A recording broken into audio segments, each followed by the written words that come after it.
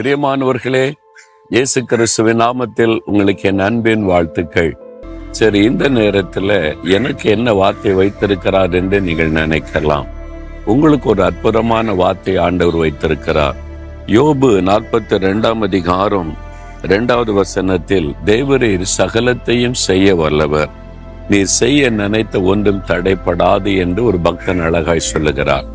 ஏன்னா அவருடைய வாழ்க்கையில எந்த தடையும் இல்லாதபடி கர்த்தர் காரியத்தை வாய்க்க பண்ணினார். உங்க வாழ்க்கையில கூட காரியத்தை வாய்க்க பண்ணியிருக்கிறார். கடந்த நாட்கள்ல நிறைய தடைகளை மாற்றி இருக்கிறார். கடந்த நாட்கள்ல மாற்றி இருக்கிறார். இன்னைக்கு தடையால இருக்குது.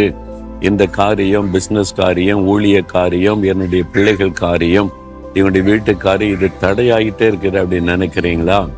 ஏற்ற நேரத்துல வழி திறக்கும். ஆண்டவர் செய்ய நினைக்கும் போது யாரு தடுக்க முடியும்னு நினைக்கிறீங்க? சரியான நேரத்தில் ஆண்டவர் வழி திறந்து விடுவார். எனக்கு ஒரு சம்பவம் ஞாபகத்துக்கு வருகிறது. சில ஆண்டுகளுக்கு முன்னால ஆஸ்திரேலியா, நியூசிலாந்து தேசங்களுக்கு ஊழிய ஒழுங்கு செய்யப்பட்டு நாங்கள் புறப்பட்டு கொண்டிருந்தோம். ஆஸ்திரேலியாவுக்கு விசா வந்து விட்டாரு. ஆனா நியூசிலாந்துல அந்த நாட்டில் இருக்கிற எம்பசில வேலைக்கு ஆட்கள் வராதபடி சில பிரச்சனைகள், அதனால தாமதம் ஏற்பட்டு கொண்டே இருந்தது. பிந்தி தான் விசா வழங்கி கொண்டிருந்தார்கள். அப்பொழுது அதுல சீட்டெல்லாம் ரொம்ப நெருக்கடி, கஷ்டம்னு சொல்லி ட்ரை பண்ணி பார்த்தா 2 சீட் இருக்குது ஃபைனலா சொன்னாங்க. நாங்க 2 பேர் தான் போனோம். கடைசி 2 டிக்கெட் புக் பண்ணி சரியான நேரத்துக்கு நான் ஆண்டவர் கொண்டு போய் சேர்த்து உபவாச ஜெபத்தை ஆசீர்வாதமாய் நடத்தி கொடுத்தார். சில சமயம் அப்படித்தான் தடை வருவது போல் இருக்கும். கடைசி நிமிஷத்துல கர்த்தர் வழி திறப்பார். அவர் செய்ய நினைத்த ஒன்றும் தடைப்படாது. உங்க வாழ்க்கையில, உங்க ஊழியத்துல, உங்க குடும்பத்துல, உங்க பிசினஸ்ல தடைகள் விலகும், காரியம் வாய்க்கும்.